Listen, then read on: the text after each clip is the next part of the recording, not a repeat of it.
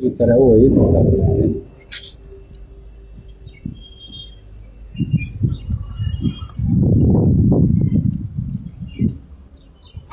तो मैं ये बता रहा था,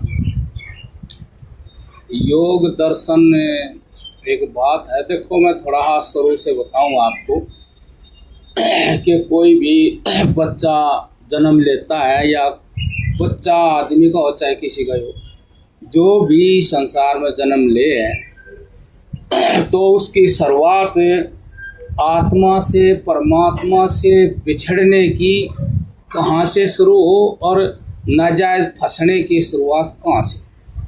जैसे बच्चा जन्म लेता है तो उसका ज्ञान इंद्रिय है, ज्ञान इंद्रिय जानने वाली, जनाने वाली। अब जैसे ये जनाव है ज्ञान इंद्रिय, जैसे उसकी आँख खुले तो ये प्रकाश का रूप है, ये अग्नि का रूप है, लेकिन इसमें वो चेतन पुरुष भी बैठा रहे। तो जैसे ही आँख खुली तो वो सत्ता देगा, ये है, ये है, ये है। तो रूप की सत्ता देगा। आँख रूप देखती है तो आँख रूप की सत्ता देगा। जैसे बल्ब जलता है बिजली से, तो बल्ब के प्रकाश में बिजली ही छुप गई। इस प्रकार से आँख ने जैसे ही रूप देखा, जिससे आँख चेतन है, कार्य करने की शक्ति प्राप्त करे है, वह चीज छुप गई। चेतना बिजली की तरह है वह, जैसे यह बिजली छुप जाती है।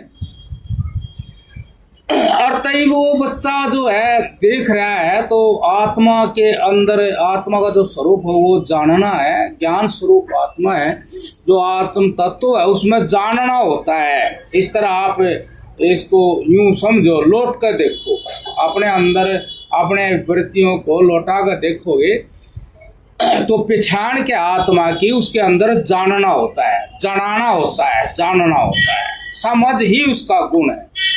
जैसे इस आँख का गुण है रूप देखना, आत्मा का गुण है समझना, रूप नहीं है। लेकिन गलती क्या है, जैसे आँख खुली तो बच्चा जो देखा है ये है, ये है कि सत्ता दी है, कि सत्ता का अधिकार तो केवल आत्मा को है।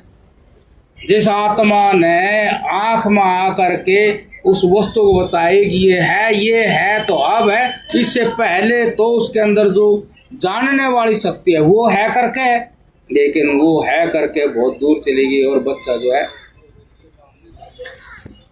करके इसको समझा। फिर वो उसको और जानने की कोशिश करा। आप छोटे बच्चे को देखना, वो देखेगा और फिर उस वस्तु की तरफ जाने की कोशिश करेगा। उसकी कोशिश बराबर है।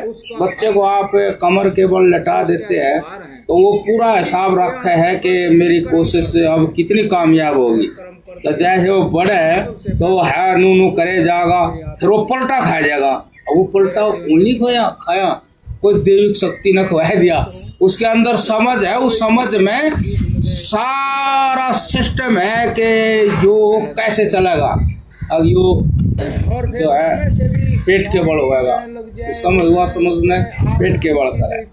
फिर गुड़ड़िया हुआ है, गुड़ड़िया होगा, सह कांपता, फिर आता गा नू नू नू नू। ये सारे जितने भी हैं इस तरह करते हैं। अब आप ये जितनी क्रिया हो रही, इसमें जो आत्मा है बिल्कुल उससे अलग रूप है उस चीज का, और आत्मा का जो हो रहा है उससे बिल्कुल अलग, मतलब ज्ञान स्वरूप है।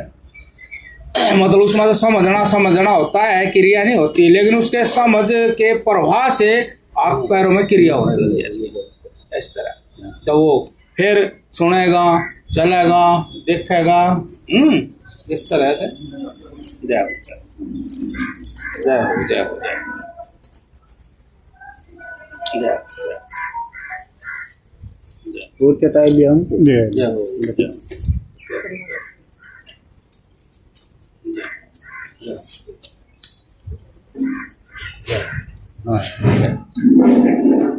बैठ जा, बैठ।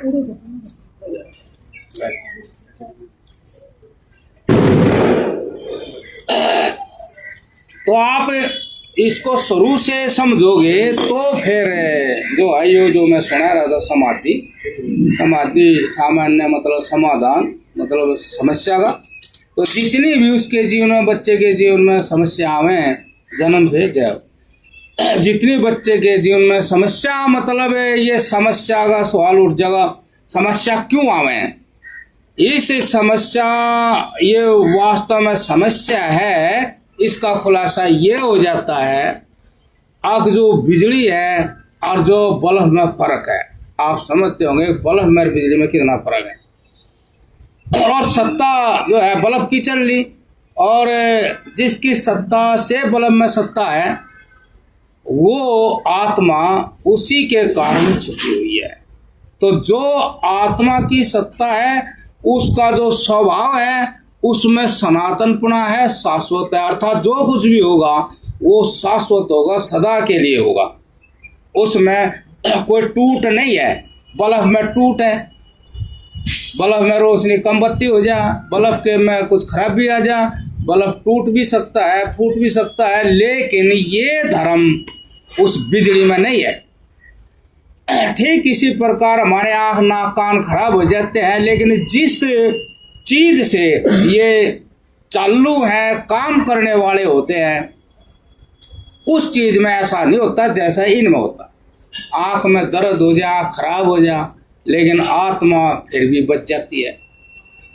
एक बात और समझो कि भाई जैसे जो चेतना है जैसे बिजली है, तो बिजली का प्रवाह जिन जिन यंत्रों में जाता है तो वे यंत्र काम करते हैं, वे यंत्र बिजली से भी काम करते हैं, लेकिन उनमें अपना भी कोई स्वतंत्र ऐसा एलिमेंट लगा हुआ अब वे उससे भी काम करते हैं। जैसे बिजली वो बल्ब है, उसके बल्ब के अंदर वे तार है वे जलते हैं, और जैसे फ्रिज में बिजली गई तो वहाँ एलिमेंट दूसरा है तो वहाँ दूसरा काम हो रहा, हीटर में गई वहाँ दूसरा हो रहा, रेडियो में गई वहाँ दूसरा हो रहा, लेकिन बिजली एक ही है। तो ये नाना प्रकार के काम जो है बिजली में नहीं है, ये तो उन वस्तुओं में वे लगे हुए एलिमेंट, और जैसे करंट उनमें लगा तो वैसे ऐसे ही शरीर के अंदर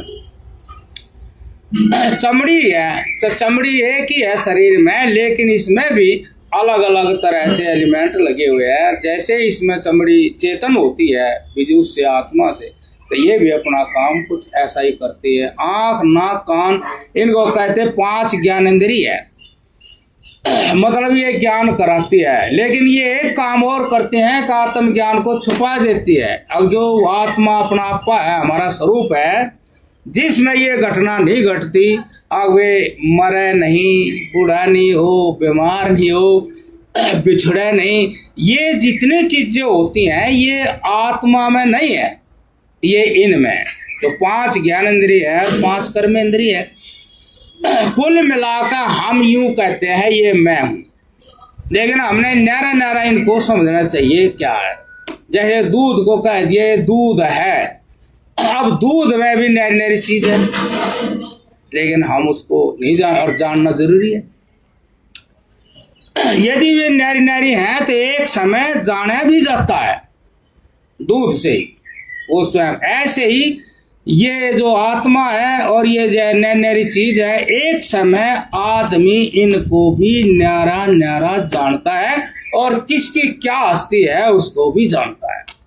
जो आत्मा ज्ञान रूप से है उसकी क्या हस्ती है और इन इंद्रियों की क्या हस्ती है, तू किधर है, जो आदमी है वो किधर है, और तो वहां उसको ये ज्ञान हो जाता है कि मैं इंद्रियों में भी नहीं हूँ, अर्थात मैं विषय भी नहीं हूँ, सब सपर रूप रस गंध मैं ये भी नहीं हूँ। नारायण जय जय जय हो जय जय हो जय। तो ऐसा वो कब जानता है, जब वो सनातन भाव के मुझे ये रूप मतलब ये सब सपा रूप रस गंध सदा ही मिलते रहें, और इसी तरह निद्रा भी सदा एक सार आती रहे, और ये काया सदा स्वस्थ रहे और सुखी रहे, और मेरा कभी भी अपमान ना हो, अर्थात मैं जीवन में कभी लाचार दिखाई ना दूं। ये सारी बातें वो स्वयं ही करता है। इसका कोई स्कूल नहीं खुला है, ऐसा पाठ कहीं नहीं पढ़ाया जाता। अब भाई तो ऐसा बोलिए, स्वयं ही उसको अपने जीवन में ये ज्ञान होते हैं। अब ये ज्ञान होते ये उसके विपरीत है। वो तो नहीं चाहता कि मैं पराधीन हूँ, वो तो नहीं चाहता मैं बीमार हूँ, वो तो नहीं चाहता कि मैं लाचार हूँ। अब ऐसा क्यों हो रहा? अब ये कौन से पक्ष से आ रही है कि लाचारी बहुत गलत है, पराधीनता बहुत गलत है, बीमारी बहुत गलत है, मृत्यु बहुत गलत है? ये कौन से पक्ष में से आ रही है? और जिसमें ये हो रही वो क्या है? तो अब जो आत्मा है, जो चेतना है, वो सदा एक सार रहता है। आप आश्चर्य करोगे कि ये धरती है, इसका भी कोई हिसाब नहीं है कि कितनी बार इसका चूरा हो गया, परमाणु बन गई, कितनी बार ये जुड़ गई ऐसे। और इन सब चीजों को वो चेतना ही चला रही है। और आप देख लो 100 साल का तो आप भी अनुभव कर सकते हो, यदि 100 साल जिंदा रह जाए, कि जो ये चेतना है, जो ज्ञान स्वरूप आत्मा है, ये सब चीजों का हर समय साक्षी रहता है। कभी भी इसका अभाव नहीं होता कि यूं कह दे एक सेकंड के लिए, एक क्षण के लिए, अगर मैं कहीं चला गया था, मैं था नहीं, रात को निद्रा आ जाएगी तो भी कहेगा अब बहुत सुख से सोया। निद्रा का भी यो साक्षी है ना? जय हो, जय हो। आप दिन में जो भी काम करते हो उन सारों का साक्षी है। और स्वप्न भी आता है, उसका भी साक्षी है। और पूरे जन्म से लेकर मृत्यु तक क्या क्या है उसका भी साक्षी है। ये सारी चीजें उसमें कहाँ ठहरती है, कैसे संभाल कर रखता है। और यदि आप थोड़े से ऐसा अभ्यास कर ले कि अपने आप को समेट करके जिए, जैसे कोई भी काम हम करते हैं तो वहां आप उस कर्म में 100% हाजिर रहें। आपका मन बिखरे नहीं, आपका ज्ञान बिखरे नहीं, जो भी हम काम कर रहे तो वहां पूरे 100% हाजिर रहे। तो आप ऐसे हाजिरी लगाना अपने आप में समझ ले तो आपको ये भी पता लग जाएगा कि मृत्यु में ये जो चला रखी है बात कि भी मरे हैं, वास्तव में मरे भी हैं कि नहीं मरे हैं, ये आपको इस बात का पता लग जाएगा। तो इस तरह से जो जन्म से ही बच्चा सत्ता देता है, इसको कहते हैं सत्ता देता है करके सत्ता देता है। ये चीज ऐसी है, ये चीज ऐसी है, ये चीज ऐसी, जय होना, ये चीज ऐसी है।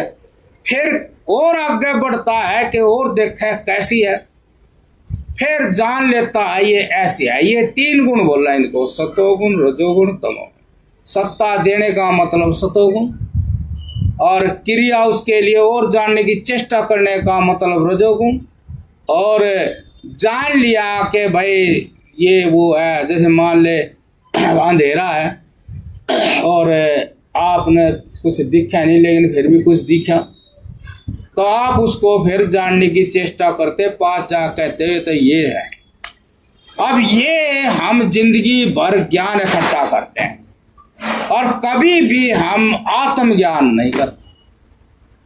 कोई भी बच्चा जन्म करके जिंदगी भर ये ज्ञान करते हैं, और जितना ये ज्ञान करते हैं उसकी जिज्ञासा और बढ़ती है और उसी ज्ञान का हम संग्रह करते। लेकिन ये ज्ञान हमारा उस रोग का इलाज नहीं करता।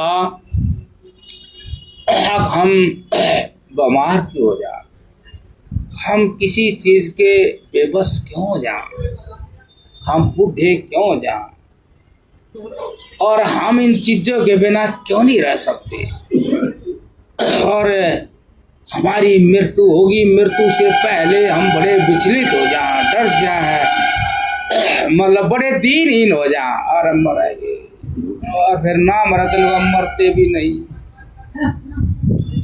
हाँ मतलब मरते भी नहीं, फिर और कुछ करेंगे, महाराज जी का करवा दे बात, कोई मंत्र का जाप करवा दे, मर जा, फिर ना बेकार की बात में उलझे जा है, उसके लिए तो बेकार की बात लगे। लेकिन जिनको ज्ञान है उसके लिए बेकार की बात है। उसने तो जिंदगी में इसके समाधान के लिए बस टिकने का अभ्यास करें। कोई भी कर्म करे उसमें टिक कर करें। कोई किसी प्रकार की आपत्ति आ जाए तो धैर्य रखें, घबराए नहीं, उस दुख में जीवें। देखें तो दुख क्या करेगा, धैर्य से दुख को देखें और आप जैसे ही देखने वाले बनेंगे वैसे उस परमात्मा का, उस आत्मा का जो प्रताप है, बल है, वो प्रकट हो जाएगा और आपका कुछ न कुछ हल निकल जाएगा। लेकिन धैर्य तो ये इस तरह के साधन तो हम नहीं करने पड़ेंगे, दूसरा नहीं करें। तो हम तीनों ये सतोगुण, रजोगुण, तमोगुण तीनों में तो फिर महात्मा लोग कहें ज्ञान नहीं जाग रहा, ज्ञान नहीं जाग रहा, तो वो क्यों नहीं जाग रहे सब। एक ऐसा कहा भी है भाई, प्राचीन जो महात्माओं के ग्रंथ है, उठो और जागो। साधारण आदमी ने कहा उठ ही गए तो जागे क्या है? अरे ने कहा जब हम उठ ही गए और जागना क्या रह गया? वे ने कहा उठो जागो और जो तत्व ज्ञानी है, सत्य ज्ञानी है, जो अपने आत्मा में स्थिर हो गए, उनके पास जाओ और उस ज्ञान की प्राप्ति करो जो इस जीवन में क्लेश है, मृत्यु है, पराधीनता है, उस ज्ञान को प्राप्त करो जिससे इसका समाधान। तो हम ये जो तीन गुण है, सतोगुण, रजोगुण, तमोगुण, इन्हीं गुणों में हम लपटे रहते हैं। लपट गए, चक्कर आ गए, लपट गए, इनमें लपटे लपटे किसने सत्ता दी थी शुरुआत में उसको नहीं जाना। जैसे छोटा बच्चा था तो उसके अंदर जो चेतना थी, उस सत्ता के कारण तो कोई वस्तु की सत्ता हुई। जैसे बिजली है तो उसके कारण ही तो बल्ब जला, हीटर जला, रेडियो चला, मोबाइल, जो कुछ भी है उसी के कारण तो है। ऐसे अब कारण तो वो है, यदि कारण हट जाए तो कौन सा बल्ब जलेगा? कारण हट जाए कुछ भी नहीं, कोई क्रिया ही नहीं होने की। तो सारे कार्यों का, सारे क्रियाओं का जो कारण है वो चेतन आत्मा है, लेकिन वो भी उन इंद्रियों के सहारा बहिर्मुख होकर उसी के कारण बाहर ये सत्ता दी गई, ये फलानी वस्तु है, ये फलानी वस्तु है, ये क्या करती है, ये क्या करती है वस्तु, ये करती धरती कुछ नहीं है। थोड़ी देर के लिए ऐसा वहम हो है और उस वहम में वो आत्मा ही प्रकट हो।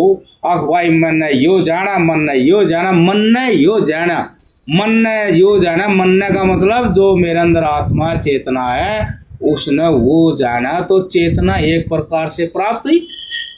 अब कैसी प्राप्त हुई? अब उस ज्ञान का मैं वृंदावन गया था तो वृंदावन में भी आत्मा ही तो मिली, आत्मा ही तो कह रही मैं वृंदावन गया था। तो कौन मिला? मैं ही तो मिला वृंदावन भी।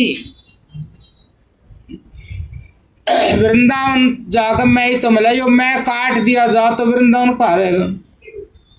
और मैं हटा दी जाए तो वृंदावन कहाँ रहेगा?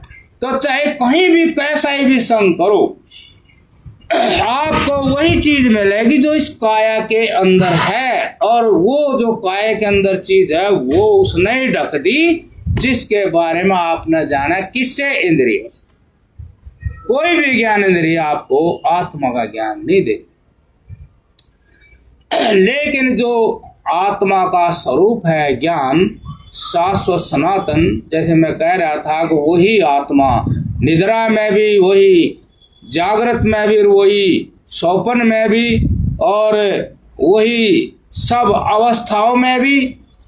अब वही आत्मा का जो स्वभाव है अब भी सदा रहने का, वही स्वभाव सदा रहने वाला चेकिंग करा है इन तीन गुणों के ज्ञान की। जो सब सफर रूप रस गंध है, इनके वो परीक्षण करे है, निरीक्षण करे है कि ये थोड़ी देर मिले हैं, ये फिर मिलते नहीं, और नहीं मिलते थे इनकी मैंने बहुत कुसंबंध करनी पड़े, पराधीन होना पड़े, चमचागिरी करनी पड़े। और फिर एक समय तो ऐसा आवे ये मिलते नहीं, आंखों से दिखता नहीं, कानों से सुनता नहीं, पाँव से चला जाता नहीं, खाया हजम होता नहीं। और धरती पर बोझ और जीवन और जिंदगी सुख की जगह दुखदायी हो जाए। और ये कौन बोल रहा है? वो बोल रहा है अंदर। यो ऐसा क्यों हो गया? जो अंदर है उसमें तो परिवर्तन आता नहीं, वो तक है सदा मैं तो एक सार ही रहूं, फिर यूं क्यों हो गया? ऐसे किसी भी आदमी को जवानी में हो जाए, समझे, जैसे जवान लड़के को हो जाए, जैसे यूं बैठे इसको ये हो जाए, थोड़ा सा ज्ञान हो जाए, क्यों ऐसा क्यों हो जाए? और फिर भी होगा होता है। फिर मोहरा में भी दिखा है ये भी नहीं है, सारे नहीं है, सब नहीं है, जो है इसी तरह सब इसी टेंशन में रुके हुए, यो क्या हो गया, यो क्या हो गया, अब क्या करे, अब क्या करे, नहीं? तो फिर वो जो ऐसे बच्चे के अंदर ये आ जाना, तो उसी बच्चे के अंदर ये भी है कि फिर ऐसा हुआ तो इसका कारण क्या है? जब ऐसी समस्या खड़ी होगी यहाँ, तो इसका कारण क्या है? और इसका कारण तो यही है, इन चीजों को मैंने आत्मा जैसा समझा। आत्मा का जो स्वभाव है वो तो सनातन है, मतलब अटल है, अचल है, अविनाशी है, अपरिवर्तनशील है। परिवर्तनशील उसका धर्म नहीं है, वो है परिवर्तनशील। उसको खुद ही पता लगेगा अब यो फिर कौन है जो बदलता ही नहीं है, और जो ये बदले है इस पर जय हो, जय हो, जय हो, जय हो, जय हो, जय भगवत कृष्ण। फिर वो जिसके अंदर ये इस तरह का सवाल पैदा हो गया, तो फिर वो कोई किताब ठाक देखेगा या कोई महात्मा टकर गया है वो देखेगा। महात्मा जो पहले थे ना, महात्मा वे गांव में ज्यादा रहे थे और घूमते भी रहे थे, तो उनका मतलब वही नहीं था। उनका मतलब यही था कोई मारे जैसा टकर जा और फिर हम उन्हें भी ले ले, या उसका कुछ वो चोटी छोड़ देंगे, वो फिर उंगेने लगे रहेगा, फिर कहा वो मारो जी फिर आना चाहिए भाई। वो बात तो ठीक कह रहा था, वो उनका मतलब यही था। उनको रमते राम कहे, एक तो राम है सब में बैठा, अब वे रमते राम थे, उन्हें राम का ज्ञान था, तो वे रमते राम थे, वे चलते फिरते रहे थे।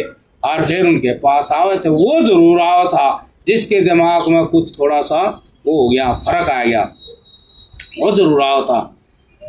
इससे पूछा ये बात, तो फिर वो उससे पूछा था, तो फिर आगे की वो जो मार्ग था वो उसको बताओ था, दिखाओ था।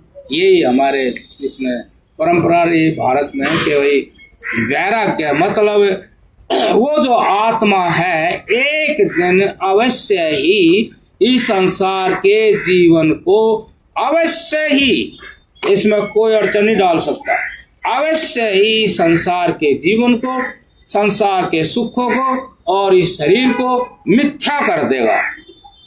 कहेगा ये कुछ नहीं है, ये कुछ नहीं, उसका बस नहीं चल सकता। कोई उसने बकाओ तो बकाई में नहीं आओगा। जिसको ये ज्ञान होगा ऐसा क्यों होगा, ये तो ऐसा ही होता ही रहेगा। और पहले तो बहुत बढ़िया चीज दिखती थी, पहले तो बहुत बढ़िया बढ़िया था सब कुछ, अब तो कुछ भी नहीं। और कई बार ऐसा हो ही जा है, होता ही रह गए, भाई भूई भी और अपने परिवार के आदमी भी कुछ हो बोलते हैं, कुछ नहीं हो है, कुछ नहीं है। और वही बस शादी हो रही, पति पत्नी कुछ भी गलता नहीं। एक लड़का हमारा भगत था, वो तो हाया करता हो, तो भाई वो फिर उसका ब्याह हो गया। बस जो बात हो बतावा है। फिर एक दिन मेरे से आकर बोला, गुरुजी माँ क्या है? गुरुजी आज मेरी पत्नी ने बोली ऐसा अंगड़ी चला जा मेरी आख्या के मैं कहा देर तू कहा मैं आपके पास है क्या? मगर मेरे पास नहीं, मेरे पास था तो फिर दोबारा वही जाएगा, तो अपने ही पास था, मेरे पास नहीं आ, तू अपने ही पास जा और फिर नहीं वाकर दे कहेगी मेरी क्या आगे तो चला जाए, तो मेरे पास आकर फिर नहीं चला जाएगा। मेरे पास ना जा, तू अपने पास ही जा, जो तेरी काया के अंदर चीज है तो वही जा और कहीं ना जा। इसका समाधान वही मिलेगा, इसका समस्या भी तू ही था और समाधान भी तू ही है। तो इसलिए समाधान का रास्ता बता, तो अपने पास ही जा और कहीं ना जाए। तो अब इस तरह देखो हुआ कि नहीं हुआ, मतलब जिस चीज का जो धर्म है वह अपने धर्म में बरतेगी। हो ही नहीं सकता है वो अपने धर्म में, आंख है आंख का धर्म है देखना, वह बरतेगी। कान है कान का धर्म है देखना, वो सुनना वो सुनेगा। इसी प्रकार से शरीर का धर्म है नष्ट होना, गिरना, कमजोर होना। चाहे इसको कोई कितना ही रसायन खिला लो, कुछ भी नहीं होना। और इस धरती से ये अलग कहीं जा नहीं आके भाई इस धरती से वहाँ वैकुंठ धाम चले जाओ, यहाँ तो चले जाओगे वृंदावन हरिद्वार इसी के कहीं चले जाओगे, लेकिन वैकुंठ धाम नहीं जा सकते। वैकुंठ धाम तय इसको यहाँ पटक कर और फिर जाओगे, जीते जी चले जाओगे। तो इस तरह ये जो तीन गुण है, सतोगुण, रजोगुण, तमोगुण, ये समाधान नहीं, ये सबसे बड़ी समस्या है। हम किसी को भी सत्ता देवे हैं वो सतोगुण ही है, आपका वहां समाधान नहीं बल्कि समस्या खड़ी कर दी। और यदि हम सत्ता देवें और उस आत्मा के स्वरूप को, उसके स्वभाव को उस वस्तु में डाल करके परखें, और क्या ये सदा रहेगा? कोई भी सुख है जो आदमी ने सुख मिले उसी पर सवाल उठा दे, क्या यो सुख सदा मिलेगा? और नहीं, सदा तो मिले नहीं। फिर इतना कड़ाई से राग, इतना कड़ाई से प्रेम क्यों कर रहा? ये यहाँ करना। अब जब ये सुख सदा रह नहीं सकता तो फिर इतना जबरदस्त मतलब अपने आप को उसके अर्पण कर रहा, सारे चीजों को उसके ही अर्पण कर रहा, और सदा वो रहना नहीं। जब सदा ही रहना नहीं रहना तो फिर ऐसा नहीं कर। कितना जरूरी है प्राणों के लिए, जीवन के लिए कितना जरूरी है, उतने जाओ वहां, शेष अपनी आत्मा में हो। ऐसे ये 5 विषय हैं, साफ सपा रूप रस गंध, 5 विषय ये, और इनका संबंध इनसे है, पृथ्वी जल अग्नि वायु आकाश, इनसे।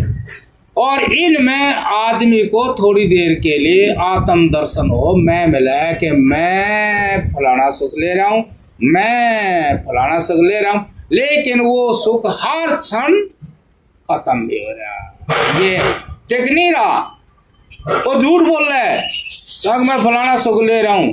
भोजन का, बस भोजन का स्वाद की बात नहीं है भाई, बहुत बढ़िया चल रहा बहुत, लेकिन वो बोल रहा है यहाँ कोई भी क्रिया हो है वो एक ही क्षण हो।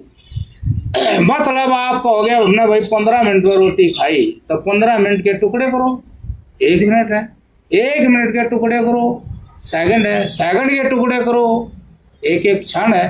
तो बताइए आप तो एक क्षण में ही भोजन करे थे। सच्चाई तो ये आपका जीवन और आपका कोई भी कर्म है वो केवल एक ही क्षण हो, और उस एक क्षण का भी साक्षी वो आत्मा है। अर्थात आप एक क्षण भी सुख नहीं ले रहे, मतलब आपके सामने कोई पानी बह रहा तो आप उसको एक ही क्षण के लिए देख रहे, तो आप जो देखने वाले हो बताइए आप पानी का क्या ले रहे हो? आप संसार में बहुत कुछ करते हुए आप सब मतलब सब जितने भी आदमी है झूठ बोल रहा है, ये भ्रम है। आपकी आत्मा संसार में कुछ भी नहीं ले रही, जो चेतना है वह ले भी नहीं सकती। ये सारा दृश्य जगत जो है ये जड़ है और आप चेतन हो, और वो व्यवहार ऐसा ही हो रहा संसार है जैसे आपकी आंख में दवाई टपके दे तो वह दवाई इधर उधर चली जाएगी, दवाई आंख के फोड़ के भीतर नहीं जाती, आंख फूटी जाएगी तो फिर दिखे कुछ हो ही नहीं। ऐसे ही कोई भी संसार का सुख जो है आपकी आत्मा को फोड़ के अंदर प्रवेश नहीं करता। आत्मा एक ऐसी चीज है आप उसको ना फोड़ सकते, स्पर्श ही नहीं कर सकते। आप देख रहे हैं ये जो आकाश है जिसमें हाथ हल रहा है, इससे भी पर आत्मा है। बताइए आप इस आकाश को भी पकड़ नहीं सकते, आत्मा को कैसे पकड़ सकते? ये जो आकाश है ये आप इसको छू भी नहीं सकते, कुछ भी नहीं इसका कर सकते, ठाके इधर से उधर नहीं धर सकते, कुछ भी नहीं कर सकते, इसी कोई सीमा नहीं है। लेकिन इससे भी पर है इसका भी जो साक्षी है वो आत्मा है, ज्ञान है। मैं ही तो कह रहा हूँ, इसको आप कुछ नहीं कर सकते। तो मैं क्या हूँ? ज्ञान स्वरूप, इसका मैं साक्षी हूँ, मैं इससे परे हूँ। अर्थात आकाश में जो कुछ भी है, कुछ भी है, चाहे कुछ भी है, वो भी उस आत्मा को वो छू नहीं सकता, स्पर्श नहीं कर, मतलब निष्प्रयोजन। और ये निष्प्रयोजन ज्ञान की सिद्धि जब होती है जिसके अंदर ज्ञान की जागृति हो जाए। अब तीन इन गुणों में लिपटे रहेंगे तो ज्ञान की जागृति होगी नहीं। और जिसमें लिपटे है उसको हम कहते हैं अब हम जाग रहे हैं। वो बात जो कही थी उठो और जागो, तो बात ये है कि उठो और अब जागो के जिस जीवन को जी रहे हैं, इसका मतलब हमारे लिए क्या है। और हम जो काम कर रहे हैं, कोई भीतर धक्का मारे ताकत और फिर हम काम कर रहे हैं कि हम समझ कर काम कर रहे हैं। अब हम ये भेद हमने जानना पड़ेगा। जब यदि वो भेद हम जान गए तो आप जाग गए।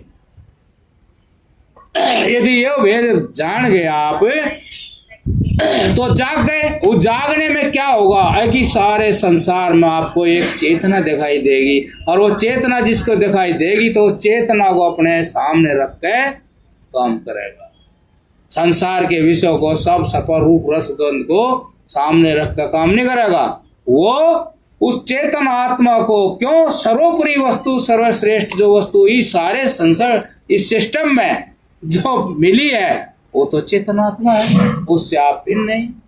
और उसको आप सामने रख कर जियोगे तो फिर आप को कभी भी किसी प्रकार की भी असंतुष्टि नहीं हो सकती। आपके जीवन में कभी भी कोई दूसरी अनुभूति नहीं हो सकती आत्मा के सिवा।